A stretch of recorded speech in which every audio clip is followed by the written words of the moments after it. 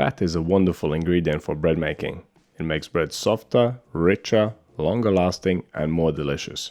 There are several types of fats which can be used in bread dough, from various oils to butter and animal fats like lard, goose fat or even bacon grease. Some of them add distinct flavors to bread, whilst others only affect the texture and mouthfeel of it. I will use butter and olive oil in this presentation because I think they are the most commonly used fats in bread making. We'll make 8 breads, all containing flour, yeast, salt and water. 4 of them will contain butter in various amounts, from 3% to 5% to 10% to 20%, whilst the other 4 will contain olive oil at the same percentages, 3, 5, 10 and 20. Which type of fat you use in your bread dough is totally up to you. There are no rules when using different fats. You could make cinnamon rolls with lard, or a puffy white sandwich bread with bacon fat. It's all down to your creativity and your preference. But when it comes to how much fat you should use, there are some things to consider. Ingredients such as sugar, eggs and milk are often used alongside fat in bread dough. All of these ingredients, including fat, weaken the dough and make it harder to work with. Fat coats flour, inhibiting the formation of long gluten strands. That's why fat is sometimes called shortening. Gluten is made up of 2 proteins called glutenin and gliadin. When flour is mixed with water, those proteins connect, forming gluten.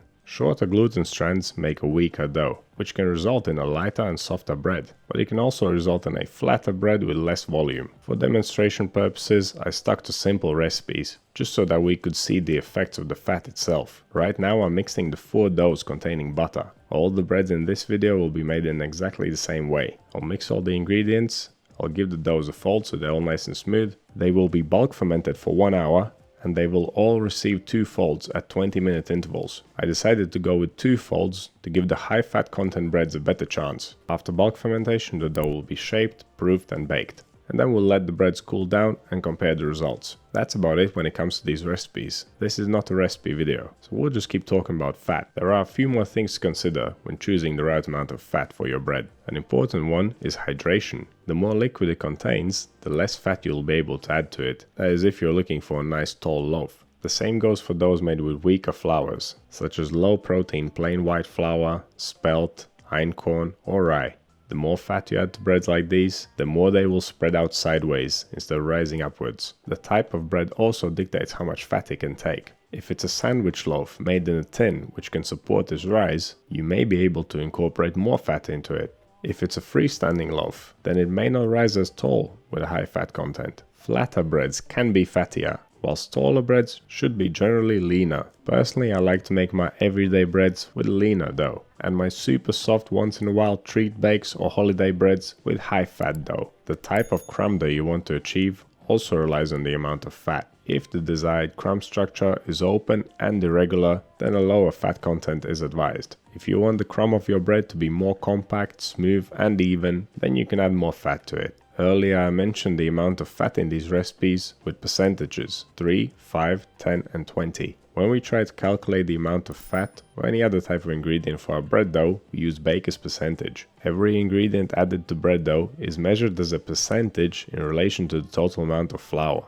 In such a calculation, the flour is always 100%. When writing a recipe, we always start with the amount of flour, and then we decide the percentages of the other ingredients. As an example, for a 500 gram flour recipe with 5% oil, we would calculate it as 500 times 0.05 or 5% of 500, which is 10 grams. For a full detailed video about Baker's percentage, head over to the Principles of Baking playlist after watching this video. Some fats affect bread dough differently than others. Butter is perhaps the most commonly used fat in bread making. What makes butter unique is that it usually only contains about 80% fat, and it's solid at room temperature. Most of the remaining 20% is made up of water, so adding more butter to bread dough not only increases the fat content but also the hydration. Oil on the other hand is 100% fat and is liquid at room temperature. I like to calculate it as part of the total hydration when writing a new recipe. It is because oil will make the dough feel and behave as if it had a higher hydration.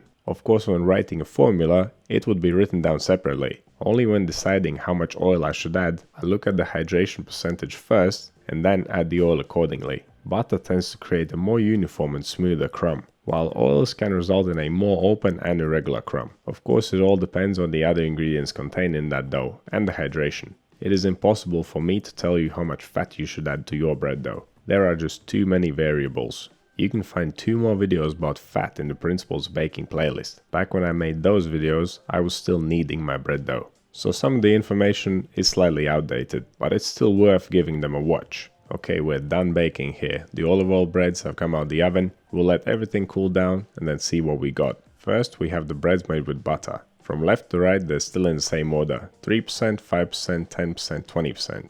We can clearly see a gradient in the crust color. The more butter in the dough, the darker the crust.